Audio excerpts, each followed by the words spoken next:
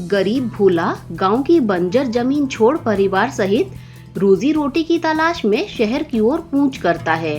पत्नी शीला और 3 मासूम बच्चों के साथ वो मुंबई जैसे बड़े शहर में चला जाता है, जहां उसे अपने सपनों को साकार करना है।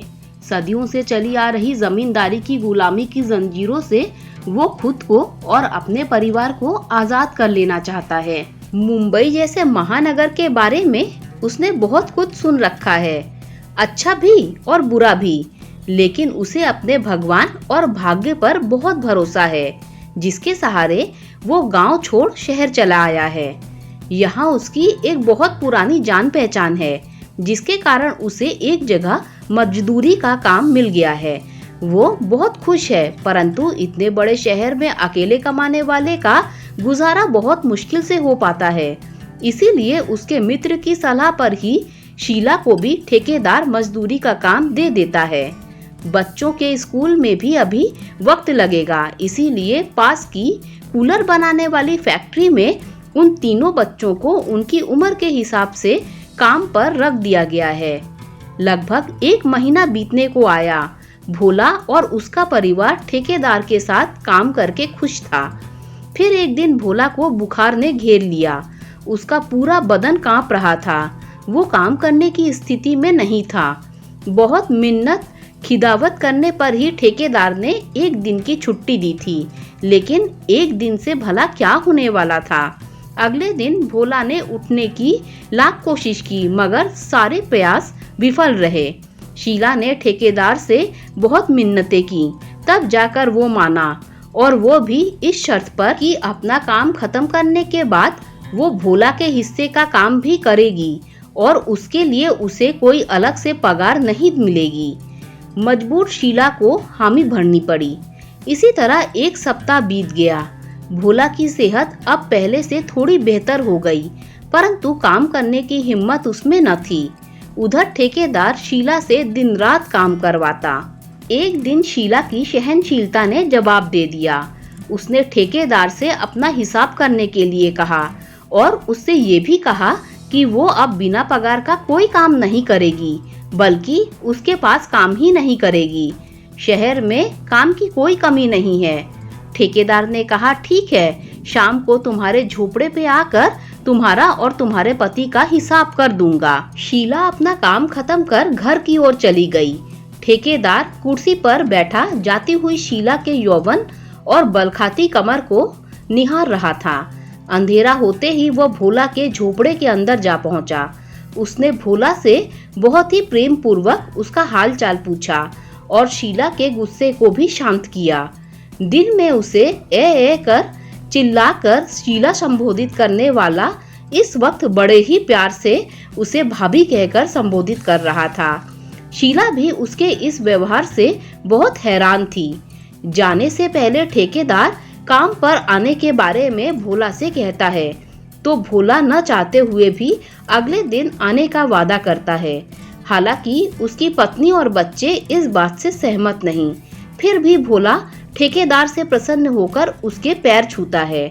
ये देखकर ठेकेदार उसके पास बैठते हुए बड़े प्यार से उसे एक पुड़िया निकाल कर देता है और कहता है, ये दवा मैं खास तौर पर तुम्हारे लिए लाया हूँ। इसे खाकर तुम कल सुबह तक ठीक हो जाओगे। भोला हैरान होकर उसे देखता है और हाथ में रखी पुड़िया को उलट पुलट कर देखता है और फिर धीरे से पूछता है, ये कौन सी दवा है और कितने की है। अगले दिन भोला में सचमुच एक नई ऊर्जा थी। उसका बुखार और थकावट सब खत्म हो चुका था। भोला सुबह नहा धोकर खुशी खुशी काम के लिए रवाना हो गया। जाते ही उसने ठेकेदार को सलाम किया और अपने काम में जुट गया।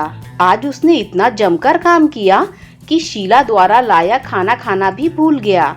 उसका मन खुशी से झूम रहा था, जिसमें वह शीला को भी शामिल कर लेना चाहता था, लेकिन शीला को ये सब अच्छा नहीं लग रहा था। लेकिन शाम होते होते भोला की तबीयत फिर बिगड़ने लगी। उसे कमजोरी और आलस ने फिर से आ घेरा। उसकी पूरी रात करवटें बदलते हुए निकली। आज की सुबह कल से कुछ अलग थी। भोला कल की तरह ही काम करना चाहता था, लेकिन संभव नहीं हो पा रहा था। ठेकेदार अभी तक नहीं आया था और इधर उसके इंतजार में नजरें बिछाए धीरे धीरे अपना काम कर रहा था। कुछ देर बाद ठेकेदार की कड़क आवाज सुनाई देती है, जल्दी जल्दी हाथ चलाओ वरना पगार का पैसा नहीं मिलेगा। भोला काम छोड़ ठेकेदार के पास जाता है और उससे कहता है कि कल वाली दवाई की एक पुड़िया अगर आज भी मिल जाती तो गरीब का भला हो जाता साहब। ठेकेदार उसकी आंखों में देखकर धीरे से मुस्कुराया और कहने लगा, देखो भोला, इस महंगाई के जमाने में भी हम तुम्हारी मदद केवल इसलिए कर रहे हैं क्योंकि तुम एक अच्छे आदमी हो। इस बीच भोला बड़ी विनम्रता से उसे देखता रहता है। ठेकेदार अपनी बात जारी रखते हुए कहता है, फिर भी न जाने तुम्हारी पत्नी, मेरा मतलब है शीला भाभी, मुझसे खफा रहती है। फिर चाटुकारिता से कहता है, अब काम का मामला है, थोड़ा बहुत यूं ऊपर नीचे तो करना ही पड़ता है, अब इसमें बुरा मानने की क्या बात है। अपनी बात पूरी करते ही पुड़िया उसके हाथ में थमा देता है। पुड़िया लेकर भोला खुश होते हुए कहता है, नादान है, थोड़ी सरफिरी है साहब, मैं उसे समझाऊंगा, समझ जाएगी। आप नाराज ना हो कहकर भोला अपने काम में जुट जाता है और शीला भी अपना काम बखूबी निपटा रही है। इसी तरह दिन बीतते रहे। अब भोला पर तेज धूप या बारिश का कोई असर न होता, उसके काम में ऊर्जा और स्फूर्ति बनी रहती। इसी बीच वो शीला को ठेकेदार की अच्छाई से प्रभावित करवाता रहता है, जिसका असर शीला पर थोड़ा बहुत हो चुका है। अब शीला आराम से ठेकेदार की बात का जवाब भी देती है और कभी कभार उसके लिए खाना गर्म करने और चाय बनाने जैसे छोटे मोटे काम भी कर दिया करती। लेकिन ठेकेदार उसे बात बेबात डांटता ही रहता। शीला को भी बुरा लगता है, लेकिन वो हंसकर टाल जाती। एक महीना बीतने को आया। आज पगार का दिन है। भोला को उसकी तय की गई पगार से आधी पगार मिली है। भोला ने हैरान होकर प्रश्न भरी नजरों से ठेकेदार की ओर देखा तो ठेकेदार ने कहा कि ये जो रोज की पुड़िया तुम खाते हो, इसके पैसे मैं थोड़े ही भरूंगा। ये तो तुम्हारी दवा है, तुम्ही को खरीदनी है। क्या क्या नहीं सोचा था। भोला ने पगार मिलते ही बच्चों का स्कूल में दाखिला करवाऊंगा, लेकिन पगार तो ना के बराबर है। शीला की पगार से तो मात्र घर का खर्च ही चल पाता है। अपने आप से बात करते हुए वह बोला, नहीं नहीं, मैं ठेकेदार से अवश्य बात करूंगा, वो अच्छा आदमी है, मेरी बात को जरूर समझेगा। ये सोचकर वो ठेकेदार के पास जाता है।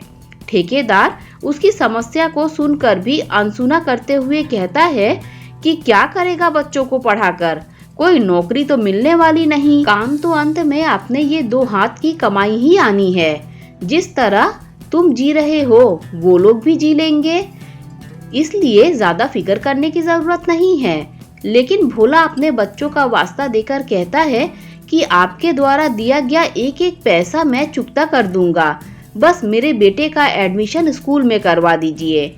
ठेकेदार उसकी बात सुनकर कुछ सोच में पड़ जाता है और जल्द ही कुछ करने का आश्वासन देता है। अगले दिन ठेकेदार भोला को अपने पास बुलाता है और कहता है कि मैं रुपए तो तुम्हें उधार दे दूं, लेकिन सोच रहा हूं कि वापस चुकाने में तुम्हें बहुत मशक्कत करनी पड़ेगी। भोला हाथ जोड़कर कहता है, कोई बात नहीं साहब, मैं मरते दम तक काम करता रहूंगा और आपकी उधारी चुकता कर दूंगा। बस मेरे महेश का स्कूल में दाखिला हो जाए। आप कहें तो मैं अलग से और भी काम करने को तैयार हूँ। भोला ने लगभग हाथ जोड़ते हुए कहा, अरे नहीं रे भोला, तुम कितना काम करोगे? हाँ, एक काम हो सकता है, तुम शीला से कह शाम को मेरे घर पे खाना बनाना तथा अन्य छोटे बड़े काम कर दिया करे। बदले में मैं तुम लोगों की मदद कर दिया करूंगा और दवाई तो तुम ले ही रहे हो। ठीक है। आश्वस्त होकर भोला घर की तरफ चल दिया और वहां पहुंचकर सारी बात शीला को बता दी। पहले तो शीला का मन नहीं माना, लेकिन फिर महेश का सोचकर उसने ये काम स्वीकार कर लिया। अब हर रोज शीला दिन में मजदूरी और शाम को ठेकेदार के यहाँ काम करती। रात के 11-12 बजे तक थक कर वह घर आती और सो जाती। उधर ठेकेदार हर वक्त उसे अपने जाल में फंसाने की तरकीबें ढूंढता रहता कि एक दिन उसे ये मौका मिल ही गया। उस रात शाम से ही गहरे बादल घिर आए। ठंडी हवाओं ने वातावरण को सुहाना बना दिया। बादलों के बरसने का अनुमान था। मौसम को देखते हुए शीला ठेकेदार के घर का काम जल्दी से निपटाकर जल्दी से वापस चले जाना चाहती थी कि दरवाजे पर दस्तक हुई। दरवाजा खुलते ही सामने ठेकेदार खड़ा था। वो भी नशे में मस्त। उसकी आंखों में लाल डोरे चमक रहे थे। शीला उसे वही दरवाजे पर छोड़ किचन की तरफ बढ़ गई। ठेकेदार अंदर आ गया और सोफे पर बैठ गया। बाहर बारिश का शोर होने लगा था। शीला काम छोड़ खिड़की के पास आकर बाहर का जायजा लेने लगी। बाहर चमकती हुई भयावह बिजली के साथ शहर की बिजली भी गुल हो गई। वो किचन में रोशनी करने के लिए मोमबत्ती ढूंढने लगी कि अचानक अपने पास उसने ठेकेदार को महसूस किया। वो घबरा कर 2 कदम पीछे हट गई। ठेकेदार ने उसे अपनी बाहों के घेरे में कस लिया।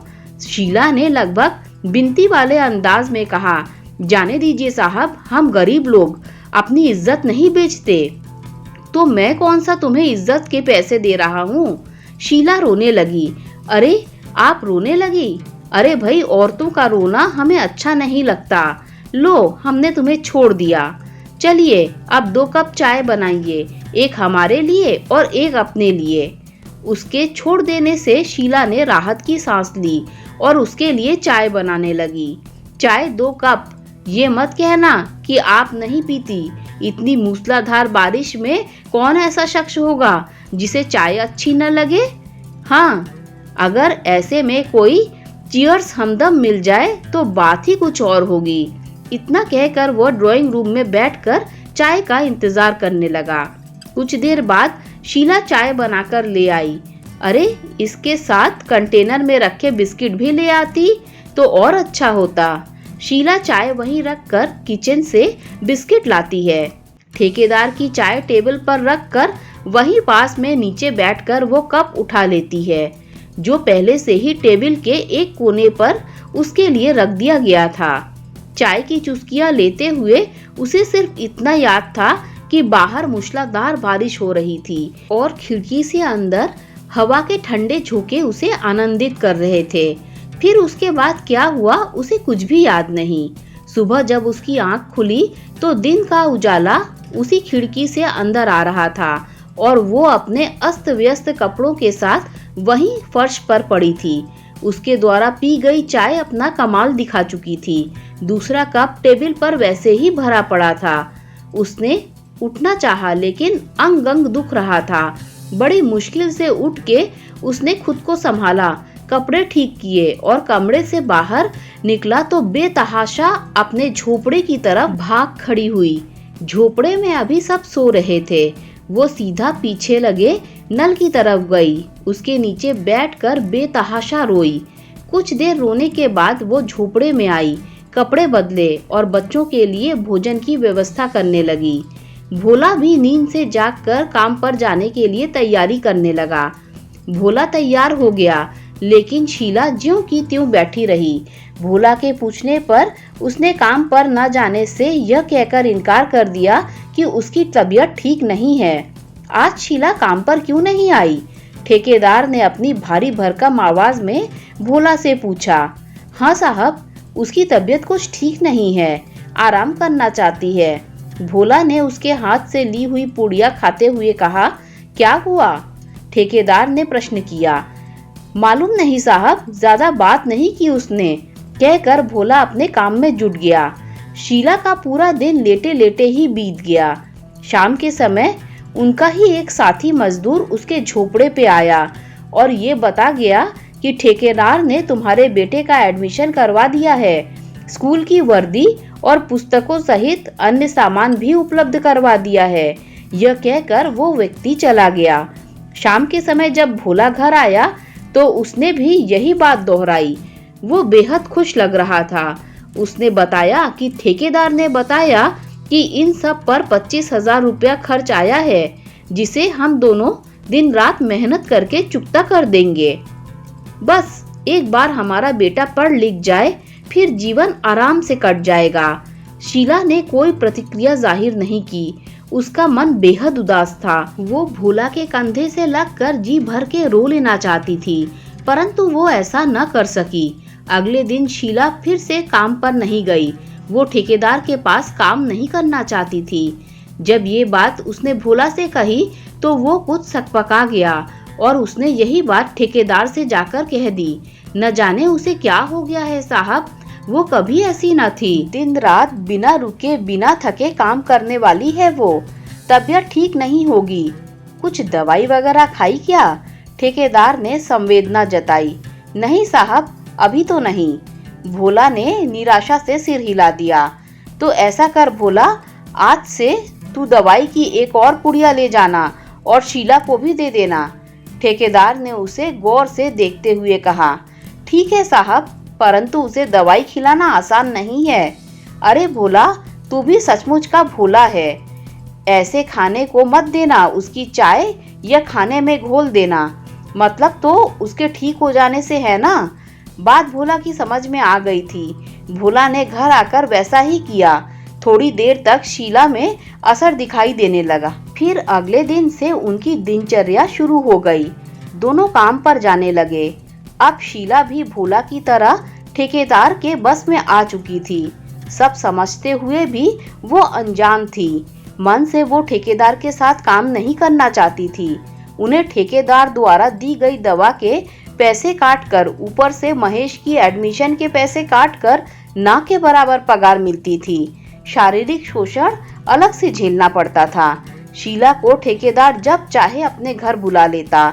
जरूरत पड़ने पर उसके मासूम बच्चों से भी उनकी क्षमता अनुसार काम लिया जाता। भोला और उसका परिवार ठेकेदार का गुलाम बनकर रह गए थे। ठेकेदार ने ड्रग्स के जरिए उन सबको अपने काबू में कर लिया था। एक वो ही नहीं, और भी ऐसे बहुत से लोग ठेकेदार के नीचे काम कर रहे थे, जिन्हें वो ना के बराबर पगार देता था तो बस एक पुड़िया, जो एक अच्छे भले इंसान को अपना गुलाम बना देती है। एक शाम भोला अपने झोपड़े में बैठा सोच रहा था कि गांव से जमींदारी की गुलामी छोड़कर शहर आया था, एक स्वतंत्र और अच्छा जीवन जीने के लिए। लेकिन मुझे क्या पता था कि गुलामी के रूप भी अलग अलग हैं। आज वो बिन पैसे भी ठेकेदारी की चाकरी करने को तैयार है। आज विजयदशमी के दिन भी वो अपने बच्चों को नए कपड़े और खिलौने लेकर नहीं दे पाया। बाहर पटाखों के फूटने की आवाजें आ रही हैं। उसका छोटा बेटा भागता हुआ अंदर आता है और कहता है, माँ बाबा चलो ना बाहर, देखो रावण जल रहा है, रावण मर रहा है। भोला एक लंबी सांस खींचकर कहता है, नहीं बेटा, रावण तो आज भी जिंदा है और तब तक रहेगा जब तक इस दुनिया में गरीबी, बेरोजगारी और मजबूरी रहेगी। आदमी आदमी का गुलाम रहेगा, छल कपट रहेगा, तब तक रावण भी रहेगा। कहकर भोला अपनी आंखों में आए आंसू पोंछता है। दोस्तों, अगर आपको ये कहानी अच्छी लगी हो तो लाइक शेयर सब्सक्राइब कीजिए। Thanks for watching this video.